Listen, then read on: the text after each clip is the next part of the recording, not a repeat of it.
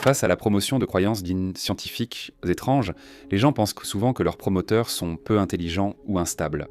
Cette réaction rassure car elle suggère que la croyance en des choses déraisonnables cessera quand ces personnes arrêteront d'être insensées. Souvent, des gens ordinaires promeuvent pendant la pseudoscience.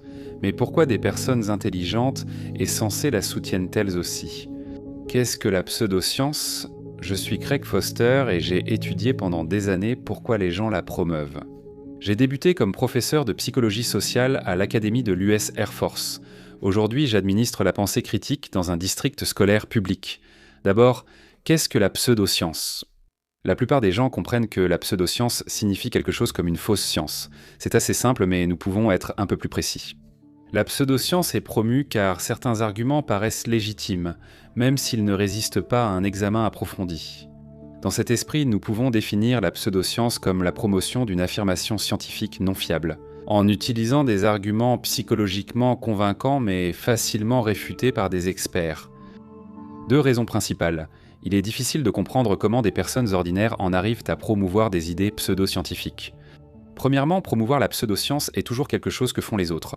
On ne peut pas vraiment croire à une affirmation et en même temps penser que cette affirmation est pseudo-scientifique. En même temps, nous serions beaucoup plus compréhensifs si nous pouvions reconnaître quand c'est nous qui promouvons la pseudoscience. Deuxièmement, lorsque nous voyons des gens promouvoir la pseudoscience, nous ne sommes généralement pas conscients du processus qui s'est déroulé au fil du temps et qui les a amenés à cette croyance pseudo-scientifique. En réfléchissant à ce processus, on comprend mieux comment des personnes ordinaires peuvent croire à des choses étranges.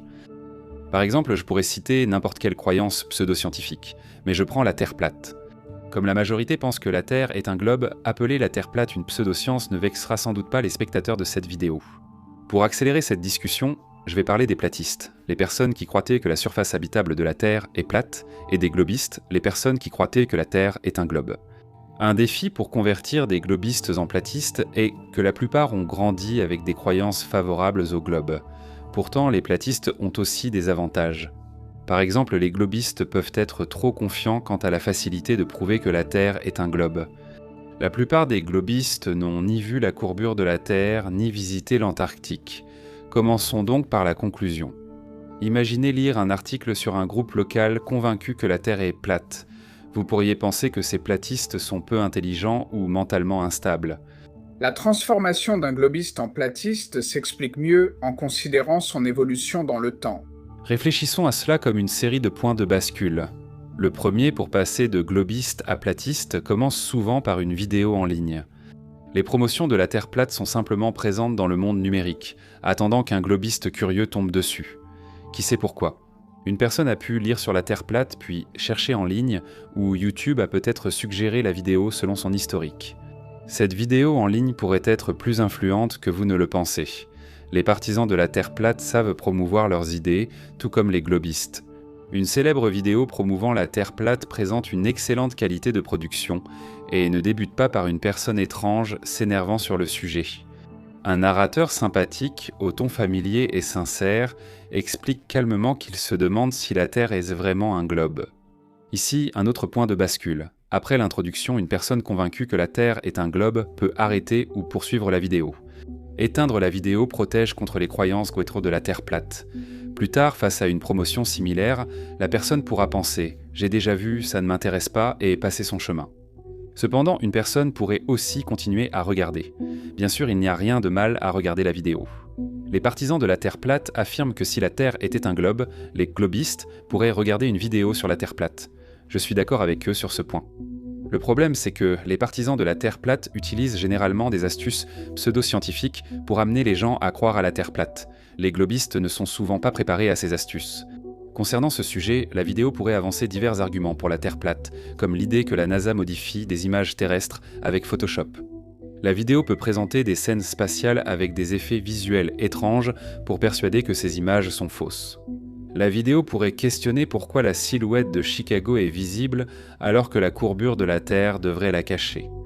La vidéo pourrait questionner pourquoi la Terre ne tourne pas sous les objets élevés au-dessus du sol. La vidéo pourrait suggérer que la Terre, telle que nous la connaissons, est en réalité un disque, donc la circumnavigation s'explique facilement comme le fait de voyager en cercle. La vidéo pourrait souligner que la Bible hébraïque indique à plusieurs reprises que la Terre est plate. La vidéo peut aussi laisser entendre une vaste conspiration cachant la vraie nature de la Terre plate. Et la vidéo pourrait se terminer en suggérant, de façon assez innocente, que le spectateur devrait continuer à faire ses propres recherches. Bien sûr, les gens réagiront à la vidéo en fonction de leurs expériences passées. Les physiciens et les personnes qui travaillent dans l'industrie spatiale sont particulièrement susceptibles de rejeter la vidéo sur la Terre plate. La plupart des gens n'ont pas ce bagage. Nous devons également reconnaître que certaines personnes ont des histoires personnelles qui les amènent, de façon compréhensible, à avoir un niveau de confiance plus faible dans le gouvernement, la science et l'éducation conventionnelle que d'autres. Cela peut suffire à convaincre une personne raisonnable qu'il y a peut-être quelque chose dans l'histoire de la Terre plate. Et ils continuent leurs recherches, cela les amène à un autre point de bascule. Il existe des réponses scientifiques sensées à tous ces arguments de la Terre plate. Si ces recherches supplémentaires apportent ces réponses, le processus de passage de globiste à platérien prendra probablement fin. Si ces recherches consistent à entendre plus d'arguments pour la Terre plate, le passage du globiste au platérien pourrait continuer. À un certain moment, les personnes curieuses de la Terre plate pourraient rencontrer un autre point de bascule en établissant un lien avec un ou plusieurs membres de la communauté de la Terre plate. Cela peut enrichir la conversion des globistes en platériens. Selon mon expérience, les platériens sont sympathiques et ouverts à discuter de la forme de la Terre. Une introduction à cette communauté augmente considérablement le nombre d'arguments que les individus entendent en faveur de la Terre plate. Cela rend également les arguments des platériens moins extrêmes. Car maintenant, la personne voit de vraies personnes, des gens ordinaires, soutenir la Terre plate. Finalement, des personnes ayant un niveau d'intelligence et de santé mentale normal peuvent devenir émotionnellement investies dans un ensemble de croyances sur la Terre plate qu'il est difficile de déconstruire. Les arguments pour le globe sont vite réfutés par un contre-argument. Le manque de soutien scientifique à la Terre plate est expliqué par une conspiration qui ne peut pas être prouvée à cause de la conspiration elle-même. Et bien sûr, une fois qu'une personne adhère à la Terre plate et l'admet, il lui est très difficile d'avouer à ses proches que c'était une grosse erreur. Par un processus appelé raisonnement motivé, ces arguments pour la Terre plate deviennent vraiment convaincants. Bien que beaucoup jugent que seules des personnes peu intelligentes ou folles croient à une telle idée, les partisans de la Terre plate ne sont pas si différents de vous. Prenez par exemple le nombre d'autres groupes de personnes qui invoquent des conspirations, des passages religieux ou les erreurs passées des scientifiques pour justifier leur propre système de croyance. Ce sont des moyens créatifs de justifier des affirmations peu fiables, et ils sont en réalité assez courants. Reconnaître que des personnes ordinaires peuvent être trompées au point de promouvoir ainsi la pseudoscience a de grandes implications. Premièrement, ne vous attendez pas à pouvoir faire changer d'avis les gens qui croient à la pseudoscience simplement avec quelques répliques percutantes. Vous ne les convaincrez pas non plus en les insultant. La meilleure chose à faire est d'expliquer calmement vos réserves et d'essayer de rester crédible et sympathique. Il est difficile pour quiconque d'abandonner des croyances profondément ancrées. Deuxièmement, toutes les personnes sont susceptibles de croire à la pseudoscience, pas seulement les personnes naïves ou folles, toutes les personnes.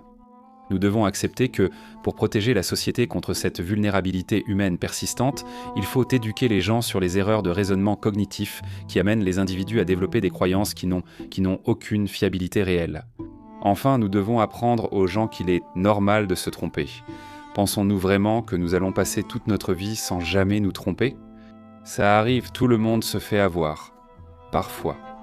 Si cela vous arrive, relevez-vous, mettez à jour vos croyances et continuez votre vie. Merci d'avoir regardé ma vidéo.